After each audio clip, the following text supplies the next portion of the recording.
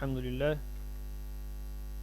الحمد لله الحمد لله رب العالمين والصلاة والسلام على رسول الله محمد وعلى آله وصحبه أجمعين.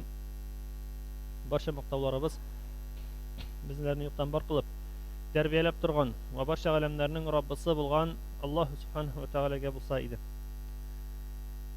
Va ko'ngil turlarimizdan chiqqan salovat shariflarimiz oxir payg'ambarimiz, suyukli payg'ambarimiz Muhammad Mustafa sallallohu alayhi va sallamga va uning oila ahillarına va sahabalarına barib erishsa edi. Hojilarimiz ketib o'tganlardir deb umidlanaman endi. Hojilarimizni hojga barib yetganlardir. Hoj amallarini akinlab ular boshladılar. Azirliklerini boshladılar. Allohga shukr. Şuna ko'ra Alloh taolo endi ularning da qilgan g'ibratlarini qabul etsin. Ham bilganimiz endi biz bugun Zulhijjaning birinchi kunini oyoq bosdik. Hem işitib bilamiz, hadislerden de bilamiz, bu günler Allah Teala qarşısında eng hürmetli günler deb aytilgan kunlarning birisi, iyilikli işler için, yaxshiliklar, izgiliklar işler için eng yaxshi kunlardan sanalar. Şuna ko'ra endi biz müminler, musulmonlar bu günlerini buldura olgancha savobli ishlar bilan o'tkazishga tirishishga tegishlimiz. Aytirga kerak shunisindo endi iyilikli ish degach, eng iyilikli ishlardan bo'lib sanalan endi amal, eng iyilikli ishlarning birisi endi u bizning so'zda yo'q, roza tutuv, roza amali, nafil rozalari endi bu bek ko'rkam amal. So'zda yo'q. Aytirga kerak shunisindo yirikli kimlar tili tuta, kimlar tili tutmaydi deb aytganda, amada lekin hojda bo'lishlarga, ularga endi roza tutuv kerakli ish tugul. Ne uchun deganda, hattoki aytilar, onlar o'zlarining butun kuchini narsaga bersinlar uchun, amal g'ibatga bersinlar uchun. Chunki unda bitni tavofda qilarga kerak, tegenda da borga kerak, bunda da borga kerak. Ularga gil oyoq usti, gil usti ular yurilar. Hoj amali bulayda jingil amal tugul, bulayda tigi sinov o'ta turgan amal deb aytganda g'ibat. Shunga ko'ra bu g'ibatni butun kuch bilan o'tar uchun bunda endi ular roza tutmaylar. Ular butun kuchni bag'ishlaylar o'sha g'ibatga. Kimler endi hojga bora olmagan, ular iyilik ishlarini qo'ya ishlaylar, g'ibatlarni qo'ya qo'yar, ular endi o'z jirliklarida g'ibatni qilalar. Ham shulay aytganimizcha ajr savobli g'ibatlarning birisi roza tutuv. Tag'in bir qat iskashirib ketam, irikli aytganda sen tutasan kelaykan, tut. Ajr savobi o'zingga bo'lar inshaalloh. Kimdir tutmay ekan, ana g'ayiblab, nik tutmaysan, tegila ishlaymaysan, bola ishlaymaysan deb aning bilan endi so'z qo'yirtib yuru kerak tugul. Motor etibgina kelib kengashingga berib keta olasan. Bu kunlarni g'ibatda nafil rozalar bilan o'tkazsak yaxshi deb aytibgina keta olasan, ammo lekin g'ayiblab, nechun sen tutmaysan deb endi ana g'ayiblarga yaramay. Ham endi shunga da qaramasdan shu 10 kunlik ishinde hali bir kun bor, 9-kun G'arafa kun deb aytganda, mana bu kunni endi hech yo'g'i shu kunni bo'lsa da roza tutsak, menimcha endi xayrli. Aytik bütün 10 kunni bugün bütün 9 kunni tugul indir siraga. Chunki 10 kun bitini bizning o'sha Qurban g'ayitida roza tuturga yaramay. Bayram kunlarida roza tuturga yaramay. Shunga ko'ra shu 9 kun yoki eratdan roza tutasan, yoki endi Alloh kuching yetmasa hech yo'g'i. Aytganda bir sabablar bo'lsa tuta olmaysan bir sabablar bilan deb aytganda hech yo'g'i endi 9-G'arafa kuni bo'lsa da roza tutsan xayrli, chunki narsa deb payg'ambarimiz roza tutuvchilarni bu kunni inshaalloh umidim bor dedi narsaga o'zgan yilning gunohlari kechirilajak, ham oldagi yilning gunohlari kechirilajak deb endi payg'ambarimizning aytib qolgan hadisi bor. Shunga ko'ra har birimiz o'zimizga planlarni qo'yamiz deb aytganda, har birimiz o'zimizning amalimizni qilamiz. Ham endi Alloh taolo qilgan amallarimizga ko'ra ajr savoblarini inshaalloh nasiblardan aylasin.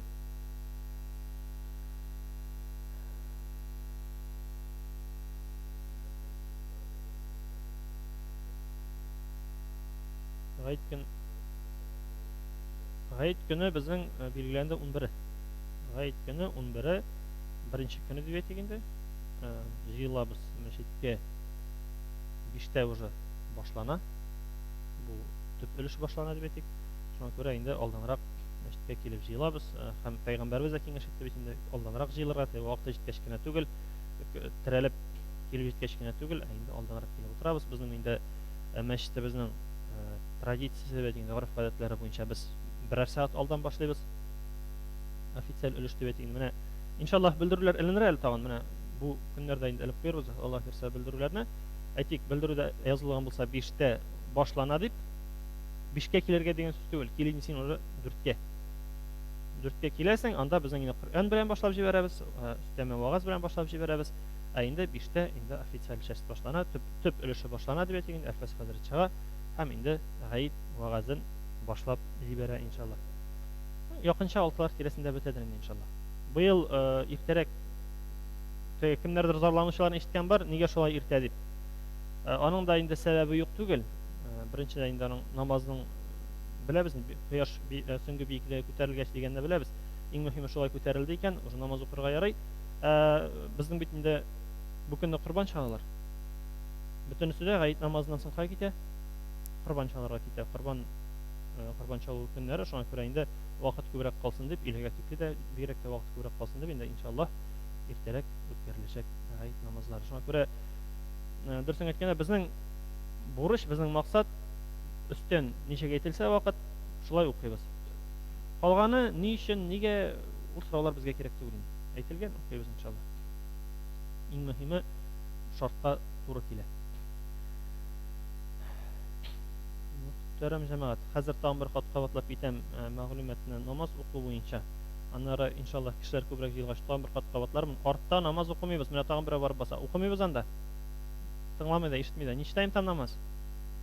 Там ништәйм намаз? Вот сюда. Встань. Вот намаз укырга керәбез. Встаем вперед. Там где никому не мешаем, там читаем. По-русски тоже скажу. Вот у нас еще мечеть пустой, можно сказать, почти. Если место есть, ставим туда, куда мы никому не мешаем. И здесь не читаем, и там не читаем, потому что здесь вот эта часть, здесь, где имам ходит. Туда надо ему, это надо взять, то надо взять. Получается, если ты ставишь здесь, ты, получается, ему уже мешаешь. Поэтому за стеной, там, за столбом, или уже за спиной кого-то. Кто-то перед тобой сидит, за ним уже читаешь. Әйттегендә буш урыннарга барып басабыз, яки берәр кеше артына барып басабыз. Ул инде утырган, чөнки кеше артында укырга ярыйбыз инде. Бер-беребез артында укыйбыз. Яки анда багана артында, яки стена артында укыйбыз. Хәзрәткә мишәйт торган итеп, анда кешеләр йөргән мишәйт торган итеп, инде укымыйбыз. Бигрәк тә артка барып басмыйбыз. Менә кызганычка каршы безнең кардәшләребезнең бар бер гадәт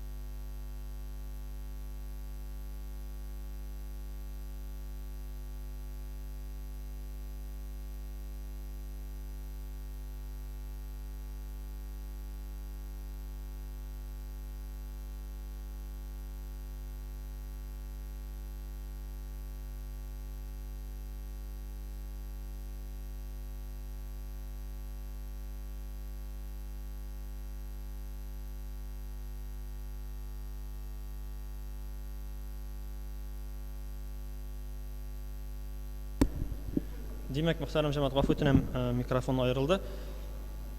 Тагын бер кат кабатлап китәм, искә төшереп китәм. Инде мәчет намазы укыйсыбыз килә икән, нәфил намазын дип әйтәм, укыйсыбыз килә икән, без аны укыйбыз кешегә кымышаламый торган урында. Гомумән, нинди генә намаз булса да, нәфилме ул, сөннәтме ул, фарызмы ул, әйтик син соңарак калып килдең, фарызга өлгермәдең, соңарак калып килдең, урта бер җиргә басып түгел, кешегә кымышаламый торган урынга барып басабыз, шунда укыйбыз. Һәм гомумән әйткәндә, вагыз сөйләнеп торганда инде дәрес барган вакытта намаз уку бик күркәм дә түгел дип әйтсәк була инде. Кемдер дөрес аңламый, кайсы бирләр сүз көрәштерә башлый, ничәгә инде намаз укымыйсың, тегесе бусы. Әмма дә ләкин мөхтәрәм җәмәгать, менә монда карарга кирәк, урысчалап әйткәндә, дәрәҗәсен дип әйтик инде, дәрәҗә ягыннан. Гыйлем алу ул фарыз, шулай бит. Гыйлем алу дәрес ул фарыз. Нәфил ул нәфил инде. Хәтта ки кайсы бирләр әйтмешли сөннәт булса да, фарызның дәрәҗәсе югарырак. Шуңа күрә без фарызны хөрмәт итеп, фарыз гамәлгә хөрмәт күрсәтеп, biz bu очракта нәфил яки сүннәт гамәлен калдырып торабыз. Бигрәк тә без монда мәчеткә болай да килдек нәрсә өчен? Без гыйбадат өчен килдек, болай да. Намаз өчен укырга килдек. Без бер эш белән кирип, по пути янә кирип чыкмадык. Инде менә әгәр дә син бер эш белән кирип, мәчеткә кирдең, инде эш белән буенча мәчеткә йөреп чыктың да, бу залларга кирдең да, намаз укымыйча чыгып киттең, менә монысы инде күңелле түгел. Син мәчеткә кергәнең нәфил намазы булса да, мәчет намазы булса да укып чыгып китергә хәерле. Ә инде без гыйбадат кылырга килдек, шуңа күрә кешеләргә дә кымшаламас өчен, үзеңне дә игътибарны җәлеп бүтән якка юнәлтмәс өчен инде иншаллах килдең, тыныч кына утырдың, вагазны тыңлыйсың.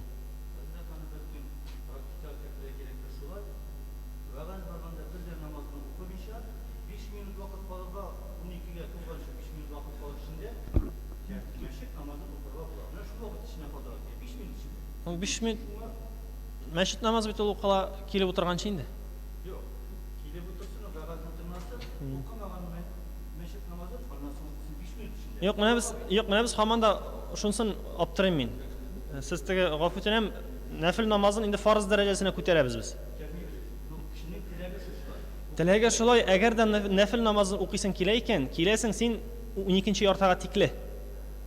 12нче яртыга тикле безнең дәрес башланмаган әле. Син рәхәтләнеп нәфил намазларын укый аласың.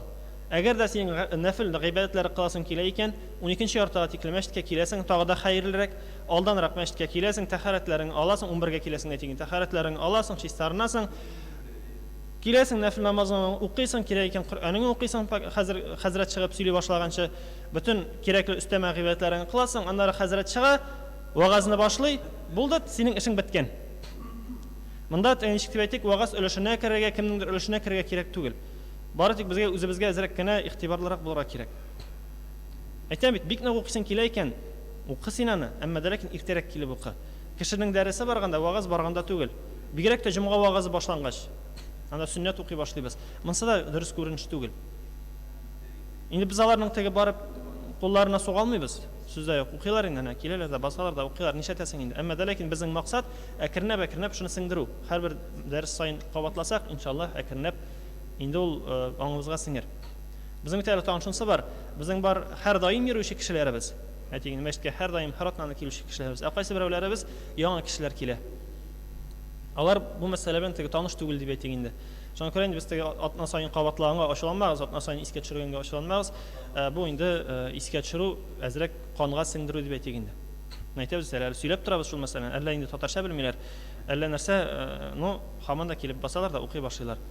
Шуңа күрә инде менә бу мәсьәләдә без игътибарлырак булырга тиешлебез. Иншаллах кирнәп керер. Мин ачуланып әйтмим, дөрес аңлагыз теге. Просто киңәш менә бу мәсьәләдә игътибарлырак булыйк. Чөнки бит һаман да бер сүз Пәйгамбәр нәрсәйде, мөселман шул кеше кемнең теленнән дә, кулыннан да, аның действиесеннән дә дип әйтик инде, гамәленнән дә кешегә, бүтән кешегә зыян килмәс. Инде болай ук теге зыян китерә торган дип мисал китерәсе килми, әмма дә ләкин барыбер да син әйтик шул ук артка барып бастың, алдыңа хәтта ки киртә дә куймадың. Син кешегә зыян китерәсең инде. Ни өчен? Чөнки берсе игътибарсызрак синең алдыңнан чыгып китсә, дөрес түгел. Чөнки намаз укучының алдыннан йөрергә ярамый. Әзрәк намаз кимчелек килә инде һәр хәлдә. Шуңа күрә игътибарлы булырга кирәк. Гөнаһысы да зур бит аның. Кеше алдыннан намаз укышу алдыннан йөрү. Шуңа күрә анда төрле сылтаулар табып, анда бит анда 3 адым алдан ярый, 5 метр алдан ярый, күз күренеп беткәнчедән ярый дип үзебезгә сылтаулар тапмыйча гына җайлы гына бар урынга барабыз да, басабыз да, шунда намазыбызны инде иншаллах укыйбыз. Менә бу мәсьәләдә инде шушыны истә тотырга кирәк һәрбер безгә.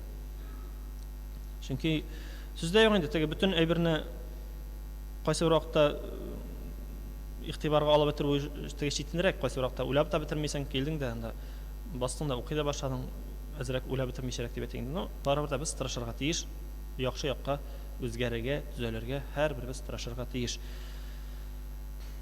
Бу мәсьәлә буенча аңлашылгандыр дип өметләнәм. Инде сөйнешле булыр иде, һич юк дип әйтәм шунсы, әгәр дә безнең әйткәнемчә һәр даим йөрүчеләребез моны аңлап, һәр даим йөрүчеләребез үрнәк күрсәтсә, менә монысы инде сөйнешле булыр иде. Теге һәр атнаны ишетүчеләр. Инде әйткәнемчә елга бер тапкыр кирип, теге, ну, әйтик, по пути дип әйтик, теге сәфәрдә булып, сәфәр вакытында кирип, алар укып чыгып китте, алар белән инде көрәштереп булмый, алар инде үзләре, ну, шулай дөрес дип кабул иткән, шулай дип укыйлар, аларга инде без сүз әйтә алмыйбыз. Аларга аңлатсак та, икенче юлы истә калдырсалар шат, истә калдырмасалар инде тагын сүз әйтә булмый, чөнки бит бөтенсен истә калдырып булмый, кемнәр тәк менә моңа әйттем мәле мин, юкмы әле мин. Без аны истә калдыра алмыйбыз, шулай бит. Шуңа күрә без һәрберебез үрнәк күрсәтергә тиеш. Әйтик, шул ук менә бу келәм буенча гына әйтик инде. Менә син беләсең ничек җәелгән, ул белә бит. Бер кеше килеп утырды икән, аны бит хәзрәт кеше генә кимчелек ясарга дигән сүз түгел, хәзрәт кеше генә әйтергә дигән сүз түгел. Килеп утырды кырыйңа, матур итеп кенә, йомшак итеп кенә, кардәш, бу келәм шуның өчен утырмау хәерлерәк. Әнә хәзрәт килеп вагаз сөйләүче хәзрәт кирип киткәч, чыгып утырырсың. Аны матур итеп кенә әйтеп куярга була. Шуңа күрә һәр вакытта без ничек дип әйтик, замечание ясый башлагач, аннары без начар булып калабыз. Хәзрәт начар, хәзрәт гел замечание ясый. Шуңа күрә инде сездә безгә ярдәм итегез, теге бердәм булу дигән нәрсә бар, бердәмлек. Шуңа күрә инде менә бу мәсьәләләр һәрбер безгә кагыла. Бу мәчетнең әдәбе бит, мәчет әдәбе бар икән, ул мәчет әдәбен инде без тотырга тиеш, карарга тиеш, чисталыкны, пөхтәлекне. Менә шулай ук пөхтәлек, чисталык дигәндә менә Аллаһка шөкер безнең тәһарәтханәдә дә сабын, теге жидкий сабыннар дип әйтинде, куллана торган савытлар куелды, аларны да инде без ипләп кенә, матур итеп кенә, ватмыйча, төшермичә генә инде кулланыйк.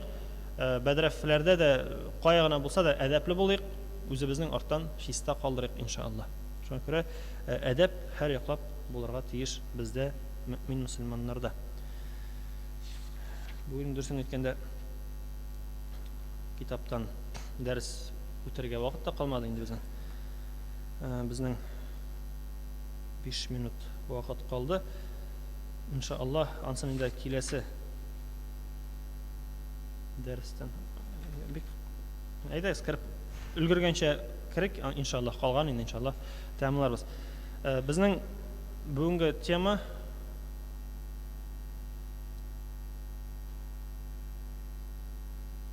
тагын әйтим инде бер мәсьәләне. Кирип китә булмый бугай бүген тәки. Менә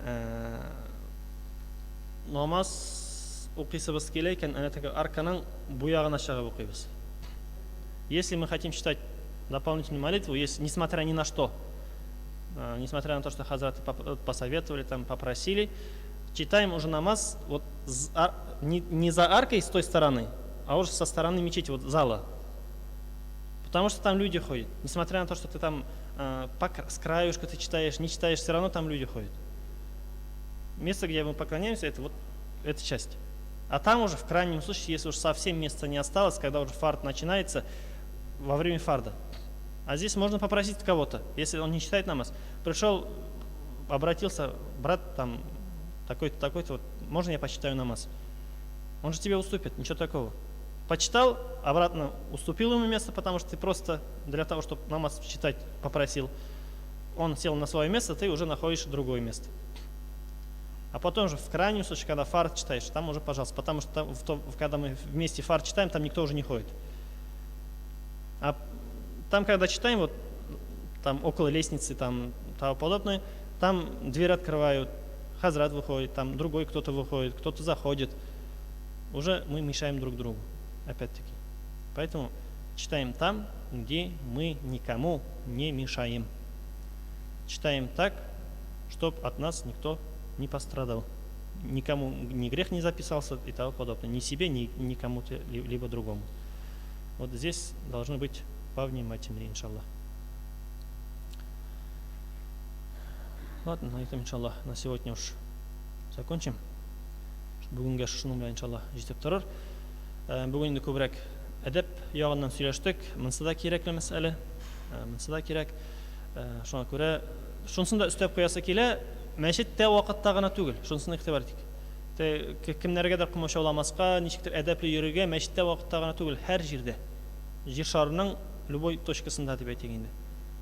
Мусорны да тотып ыргытмыйбыз, чүп-чарны да тотып ыргытмыйбыз. Машинабызны да дөрес итеп куябыз, кешеләргә комачауламый торган итеп. Әйтик инде теге капкаларны каплап түгел. еш була торган күренешләр дип әйтгәндә 5 секундка гына чыктым мин дип тә түгел, машинаны куясың шулай, кешегә комачауламый торган итеп.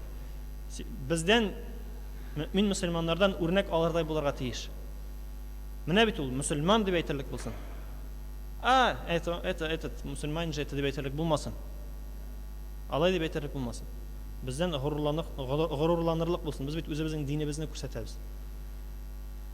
Шуңа күрә һәр яктан әдәп, һәр яктан дөрес, матур үрнәк булырга тиеш безнең тарафтан иншалла.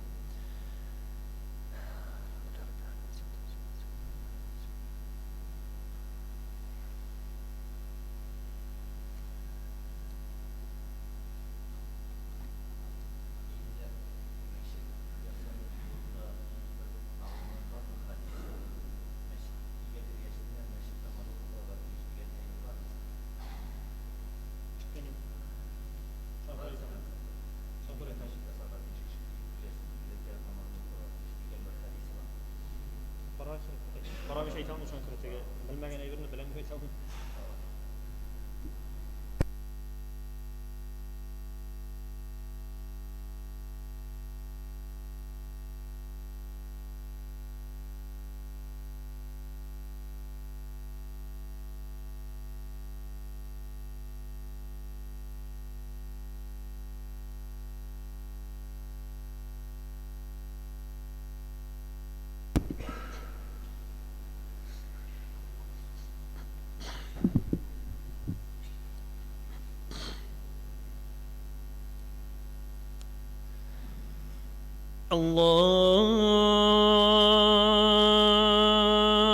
Allahu Ekber, Allahu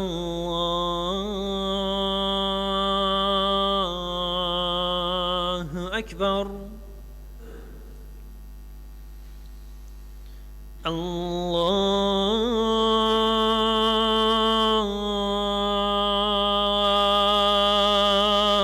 Ekber, Allahu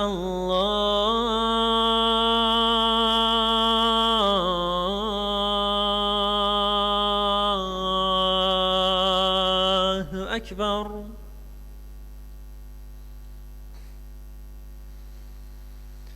أشهد أن لا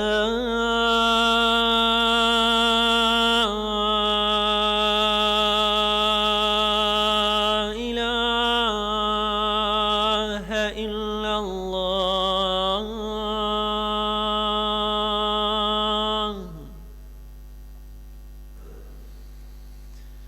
أشهد أن لا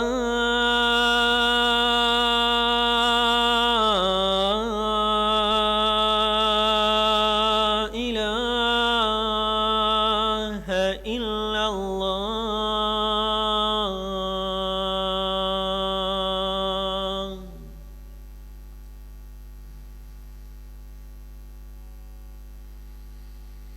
أشهد أن محمدا رسول الله.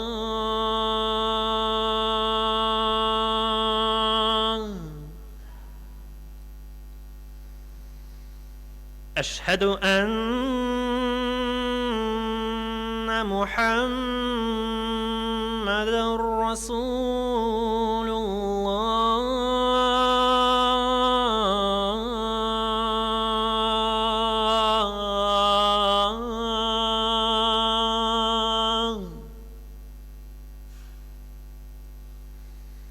حي على الصلاة.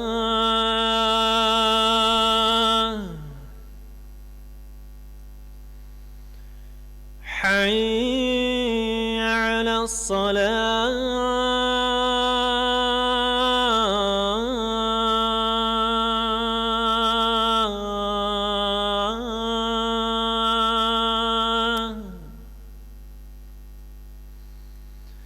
حي على الفلاح.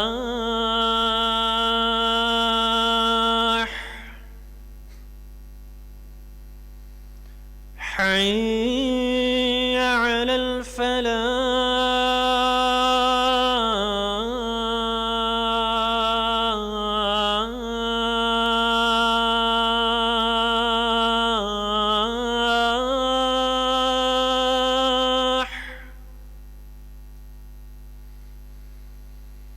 الله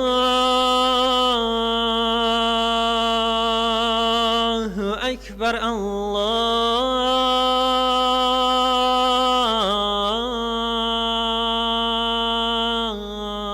الله أكبر لا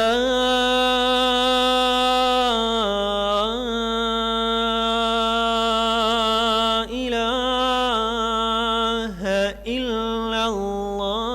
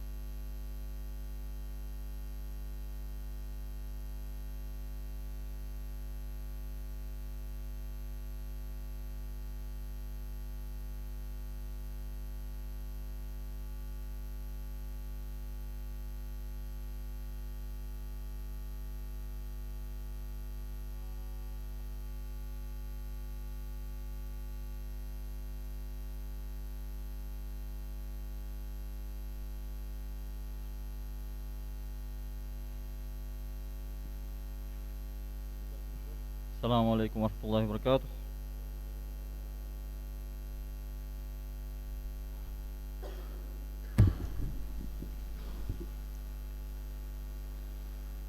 الله أكبر الله أكبر الله أكبر الله أكبر أشهد أن لا إله إلا الله أشهد أن لا إله إلا الله أشهد أن محمدا رسول الله أشهد أن محمدا رسول الله حي على الصلاة حي على الصلاة حي على الفلاح حي على الفلاح الله أكبر الله أكبر لا إله إلا الله.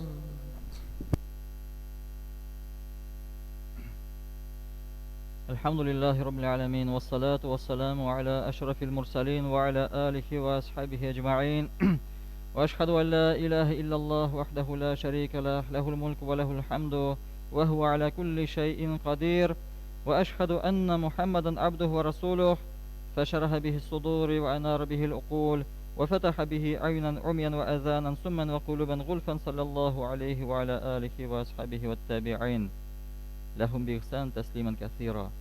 يا أيها الذين آمنوا اتقوا الله حق تقاته ولا تموتن إلا وأنتم مسلمون. يا أيها الذين آمنوا اتقوا الله وقولوا قولا سديدا يصلح لكم أعمالكم ويغفر لكم ذنوبكم ومن يطع الله ورسوله faqat faza fawzan azima. Шын мақтау барша ғаламларны, жер һәм күкләрне яратучы, жер һәм күкләр арасында булган барша мәхлукларга һәм җан ияләренә ризык биреп, аларны тәрбия кылып торучы, бу дөньяда адашмау һәм саташмау өчен, безләргә дөрес иттереп яшәү өчен Кур'ан-ы Кәримне бүләк итеп бирүче Аллаһ Субхаһу Тәгаләгә барша мактауларыбыз һәм дәсәнәләребез һәм шексез шөкраналарыбыз булсын.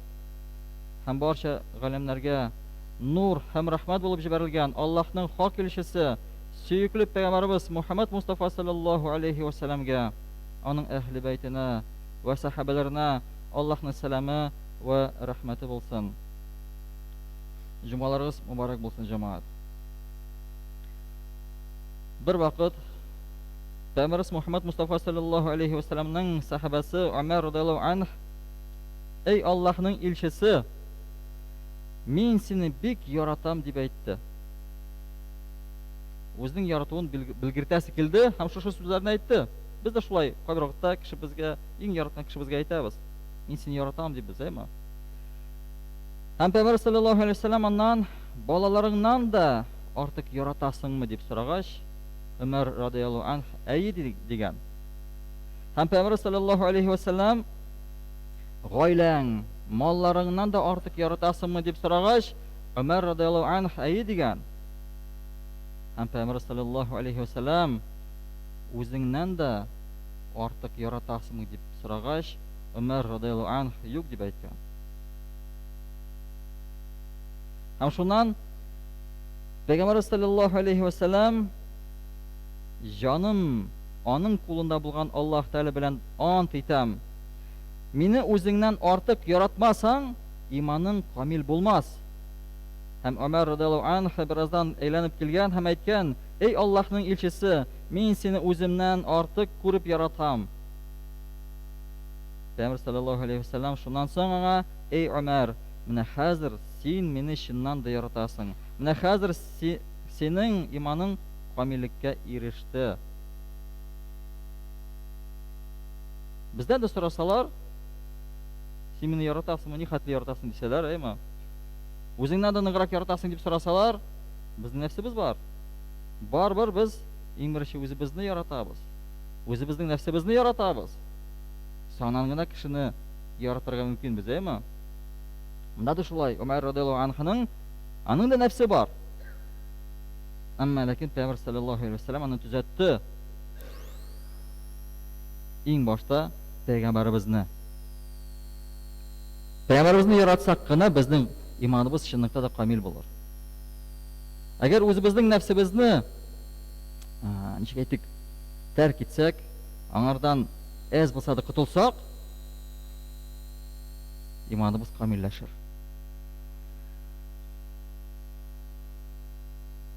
Менә Пәйгамбер саллаллаһу алейхи ва саллям үз өммәтен шул исәптән безне дә бик ярата. Уйлап кына карагыз. Без моның кадерен белергә дә һәм тиешенчә аңа бәя бирергә тиешлебез. Пәйгамбер саллаллаһу алейхи ва саллям ни хәтле безне ярата. Без аны аңлап кына бетерә алмыйбыз. Әмма ләкин аңларга кирәк. Аңа бәя куярга белергә дә кирәк. Менә бер вакыт Пәйгамбер саллаллаһу алейхи ва саллямнан нигә син ямансу, йөзең монсу дип сорагач, ул да мин үземнең кардәшләремне сагындым дип җавап кайтарган. Һәм сахабалар аңа: "Эй Аллаһның илчесе, без дә бит синең кардәшләрең", дип әйткәч, Пәйгамбер саллаллаһу алейхи ва саллям: "Сез минем сахабаларым. Мин үземнән соң киләчәк, мине күрмичә дә миңа инанган өммәтем кешеләрен сагынып көтәм", ди. Аларга сәлам җибәрәм дип җавап кайтара. Ягъни кемнәр ул? Ул кардәшләр. Бу безләр. Мине күрмичә ди, миңа иман иткән кешеләр ди. Мине күрмичә. Уйлап кына карагыз, ничек ул безне сагынып көтә? Һәм һәр кайсыбызда шундый көтеп алынган кеше булыр өчен, уйлап кына карагыз, Пәйгамбер саллаллаһу алейхи ва саллям кемнәрне көтә? Иншалла безләрне көтә. Безләрне сагына. Һәм шушы кеше булыр өчен безгә нәрсә эшләргә кирәк? Безгә дә Пәйгамбер саллаллаһу алейхи ва саллямны шулай ук нык итеп яратырга кирәк. Ярату дигән сүз нәрсә ул? Ул бары тик сүз генә булырга тиеш түгел, ул гамәл дә булырга тиеш. Әгәр без бер кешене яратсак, һәм аңа әйтсәк: "Мин сине яратам", дисәк, бер сүз белән генә яратсак, башка эшләрне эшләмәсәк, без аны яратачакбызмы? Юк. Безнең гамәлләребез дә булырга тиеш. Күренергә тиеш, без аны ничек яратабыз. Әгәр без бер кешене яратсак, без аның кебек кыйланабыз. Шулай түгелмени? Аның гадәтләрен үзебезгә алабыз, күчерәбез. Яраткан кешенең гадәтләрен үзебезгә күчерәбез. Аның әйткән сүзләрен үзебезнең телебезгә алабыз. Ул нәрсә уйласа, без дә аны уйларга тырышабыз. Без Пәйгамбернең өммәте. Без дә шулай ук аны яратырга тиешлебез. Ягъни аның гамәлләрен үзебезгә күчерергә тиешлебез. Нинди гадәтләре булса, үзебезгә күчерергә, нинди сүзләре булса, шушы сүзләрне үзебезнең телебезгә. Аның нинди уйлары булса да, үзебезнең башыбызга шушы уйларны кертергә тиешлебез. Менә шул вакытта гына без Пәйгамберне яраткан булабыз. Шул вакытта гына. Бары тик: мин Пәйгамберне яратам" дигән сүз белән генә эш бетми шул. Бу сүз генә, ул буш сүз калачак. Һәм шулай Пәйгамбер саллаллаһу алейхи ва саллям сахабалар белән бер тапкыр утырганда, аларга ислам дине турында, ахыр заман билгеләре турында сөйләгән. Һәм шундый сүзләрне әйтте ул: "Ахыр заман алдыннан минем өммәтемнән шундый кешеләр чыгар", карагыз, минем өммәтемнән шундый кешеләр чыгар, аларның берсенең гамәле сезнең уныгызныкыннан да артык булыр, ди. Уйлап кына карагыз. Бер кешенең гамәле 10 сахабаның гамәленнән да артык булыр, ди. Сез шундый заманда яшисез, дин буйырганның уннан бер генә калдырсагыз, сезгә хәлакәт килер. Бу сахабаларга әйтә ул. Сахабалар шундый вакытта яшиләр, 10 әйбердән берсен генә эшләмәсәләр, хәлакәт килер аларга. Һәм шундый заман килер, үзенә буйрылганның уннан берен генә үтәсә дә котылыр, ди. Уннан берсен генә үтәсә дә котылыр, ди. Шундый заман киләчәк. Һәм шундый заман килеп җитте дисәк тә була. Менә. Күпме без гамәл кылабыз? Әз кылабыз. Һәм шунда сахабалар Аллаһның илчесеннән аларның нинди кешеләр булуын, аларның гамәлләре турында сораганнар. Кемнәр соң ул? Алар гаҗәпләнгәннәр. Һәм Аллаһның илчесе булай дип җавап биргән: "Алар мине күрмичә, күргән кебек миңа инанырлар. Фитнәгә каршы торырлар. Алар ятимнәр кебек", ди. Ятимнәр кебек. Сахабалар гаҗәпләнеп, без дә бит сиңа инанабыз. Исламны таратабыз, гыйбадәт кылабыз дигәч, Пәйгамбер саллаллаһу алейхи ва саллям әйтә, чынлыкта мин сезнең белән. Чынлыкта мин сезнең белән. Алар миннән башка үзләре. Без ятимнәр кебек. Без Пәйгамберне күрмичә, аның турында беләбез һәм аны шулай итеп яратабыз. Күрмичә яратабыз без аны. Сахабалар аның белән бергә яшәгәннәр. Күрәгез, Пәйгамбер саллаллаһу алейхи ва саллям безнең турыда ничек кайгыра, ятимнәр ди. Минсез ди, алар яп-ялгыз ди. Аларга юлны күрсәтүче юк ди. Һәм шушы сүзләрне әйткәч, аны күзләре яшьләр белән тулды. Әле безне күрмичә, безне белмичә генә безнең турында кайгырып, безнең турында җылады. Һәм бер вакыт Али радиллаһу анһ Пәйгамбер саллаллаһу алейхи ва саллям өенә аның сөйкле кызы Фатима радиллаһу анһаның кулын сорарга килде. Һәм өйгә кергәч, уялуыннан Пәйгамбер саллаллаһу алейхи ва саллямның кызын кулын ничек итеп сорарга белми торып, Пәйгамбер саллаллаһу алейхи ва саллям аның янына килеп, аны тынычландыра. Һәм булай дип әйтә: "Мин синең кебек кешегә кызымны бирергә шат. Әмма Фатиманың үз фикерен белергә рөхсәт бир" ди. Һәм Фатима радиллаһу анһадан кияүгә чыгарга ризалыгын сорыйлар. Һәм мәһәр буларак аңа 400 дирхәм тәкъдим ителә. Һәм Фатима радиллаһу анһа кияүгә чыгарга ризалыгын белдерә, әмма мәһәрдән ул канәгать булмый.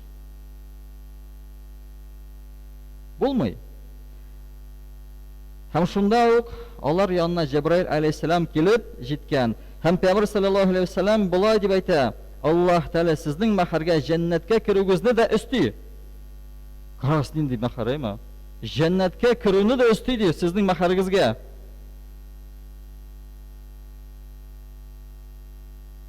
Һәм кызыннан сорый: "Хәзер син ризамы?" дип. Әмма кызы һаман баш тарта. Пәйгамбер саллаллаһу алейхи ва саллям кызыксынып: "Син тагын нәрсә телисең?" дип сорагач, кызы әтисенә шундый җавап кайтара: "Мин мәһәр буларак синең өммәтеңнең котылуын телим."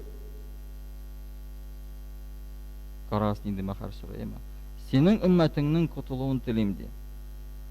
Син өммәтең өчен бик борчыласың бит.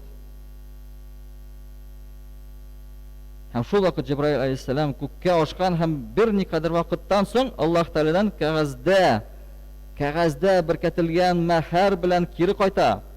Һәм Фатима радиллаһу анһа: "Аллаһ Тәгалә шушы килешү буенча безнең өммәтне коткарырга рөхсәт бирсен өчен мин аны Раббыбызга күрсәтәчәкмен" дип әйтә.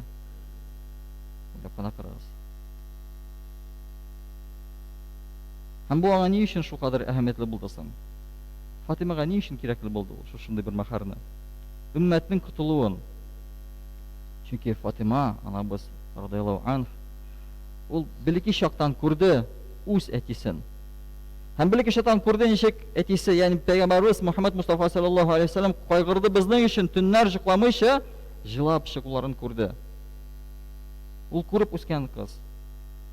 Һәм Пәйгамбәр саллаллаһу алейхи ва саллям үлгән вакытта да, үлем түшәгендә яткан вакытта да безнең өчен кайгырды, үзенең өммәте өчен кайгырды. Шуларны күргән кыз ул. Уйлап кына карагыз. Һәм үлем фәрештәсе Газраил алейһиссалам Пәйгамбер саллаллаһу алейхи ва саллям җанын алырга килгәч, карагыз. Аңа ихтирамсыз булудан куркып, өйнең бусагында туктап кала. Һәм аңа сәлам бирә, һәм кирергә рөхсәт сорый.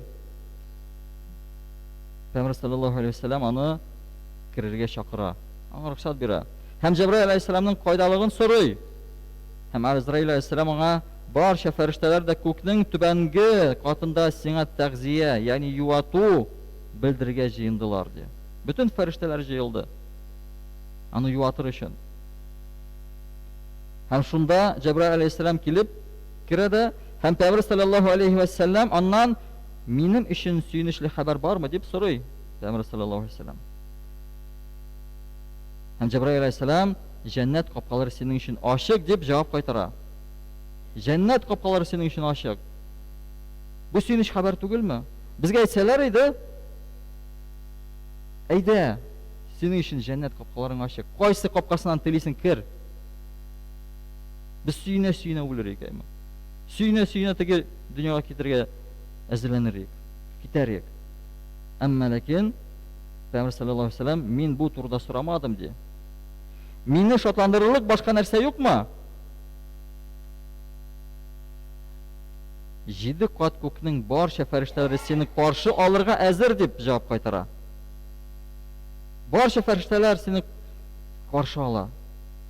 Һәм анда да Пәйгамбер саллаллаһу алейһи ва саллям белгертә, ул да аның өчен сөенеч хәбәр түгел. Аның өчен сөенеч хәбәр нәрсә? Өммәте котылырмы, юкмы? Шул җавапны сорый. Шундый бер хәбәрне сорый аңардан. Һәм Җибраил алейһиссалам аңа сөенеч хәбәр китерә. Җәннәткә беренче булып син һәм синең өммәтең керәчәк. Беренче булып син һәм синең өммәтең керәчәк. Алар киреп биткәнче беркем дә кирә алмас ди җәннәткә. Һәм соңыннан гына Пәйгамберimiz Мухаммад саллаллаһу алейһи ва саллям тынычланып җан бирә. Тынычланып. Безләр өчен тынычланып, җәмәгать, менә без шын мәгънәсендә Пәйгамберimizni яратабызмы, юкмы? Ул безне яраткан кебек без аны яратабызмы? Безнең тормышыбызда аның яратуы бармы? Шуны уйланыйк, җәмәгать. Уйланыйк. Менә безнең бөтенебезне җәннәткә керәсебез килә.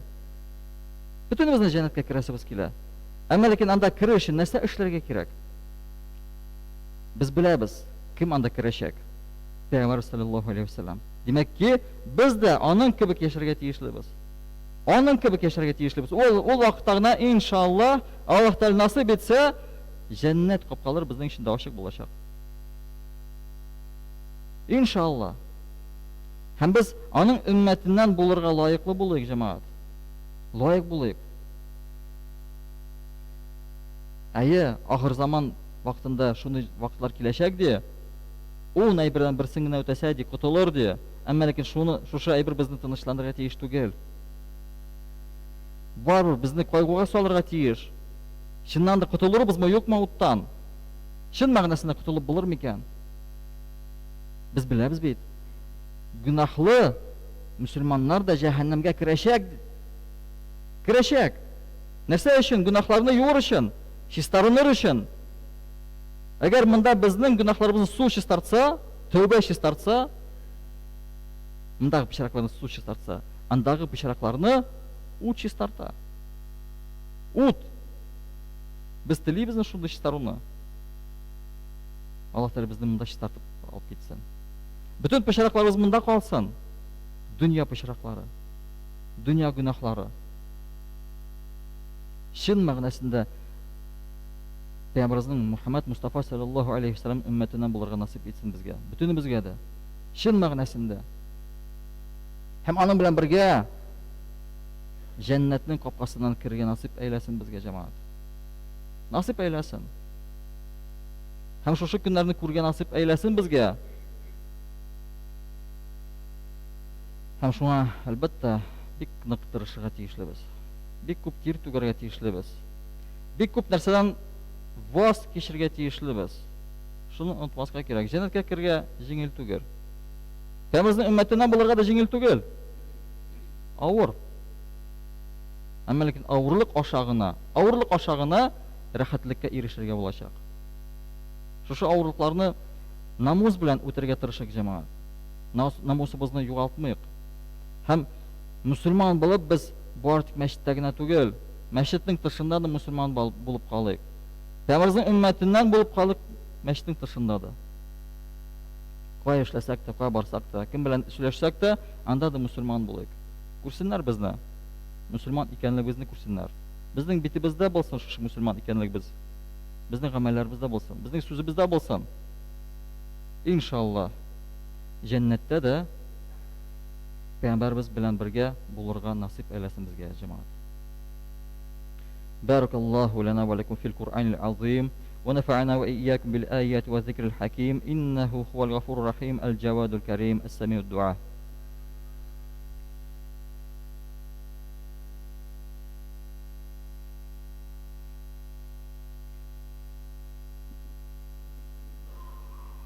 الحمد لله نحمده ونستعينه ونستغفره ونؤمن به ونتوكل عليه ونعوذ بالله من شرور أنفسنا ومن سيئات أعمالنا ما يهده الله فلا مضل له ومن يضلل فلا هادي له وأشهد أن لا إله إلا الله وأشهد أن محمدا عبده ورسوله إن الله وملائكته يصلون على النبي يا أيها الذين آمنوا صلوا عليه وسلموا تسليما اللهم صل على محمد وعلى آل محمد بعد من صلى وصام اللهم صل على محمد وعلى آل محمد بعد من قعد وقام صل وسلم عليهم وعلى جميع الأنبياء والمرسلين وعلى ملائكتك المقربين وعلى طاعتك أجمعين من أهل السماوات والأرضين وارحمنا واحشرنا برحمتك يا أرحم الراحمين وأقم الصلاة.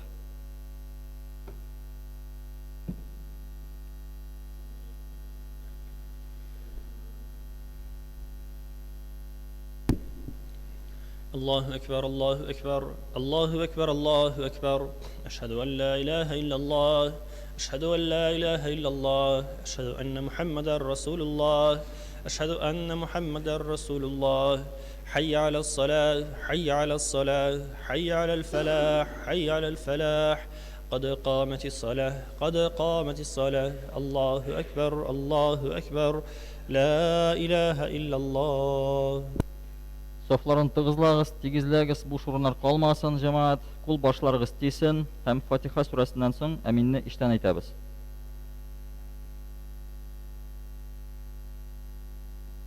Allahu Ekber.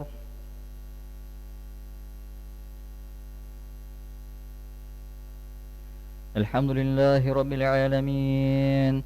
Errahmanirrahim. Maliki yevmiddin. إياك نعبد وإياك نستعين اهدنا الصراط المستقيم صراط الذين أنعمت عليهم غير المغضوب عليهم ولا الضالين.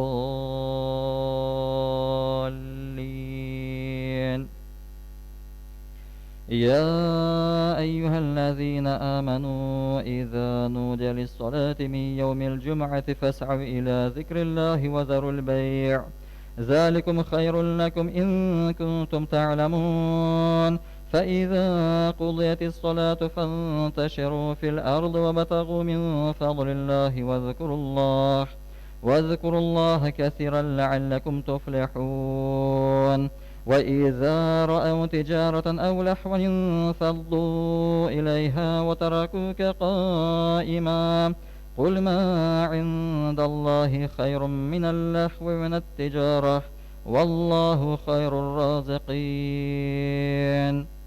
الله أكبر.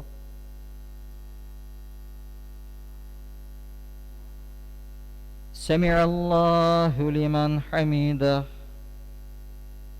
الله أكبر.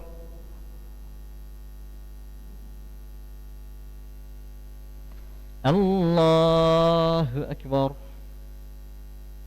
الله أكبر.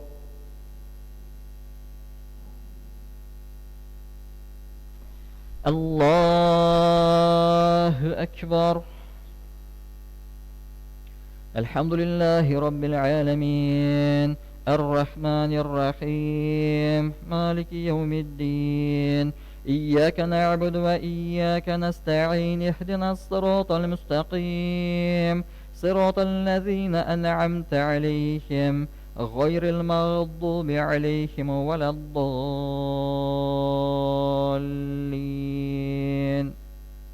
والتين والزيتون وطور سينين وهذا البلد الأمين لقد خلقنا الإنسان في أحسن تقويم ثم رددناه أسفل سافلين إلا الذين آمنوا وعملوا الصالحات فلهم أجر غير ممنون فما يكذبك بعد بالدين أليس الله بأحكم الحاكمين الله أكبر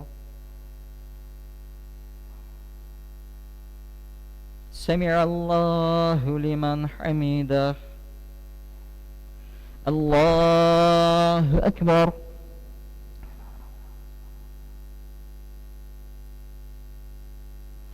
الله أكبر الله أكبر الله أكبر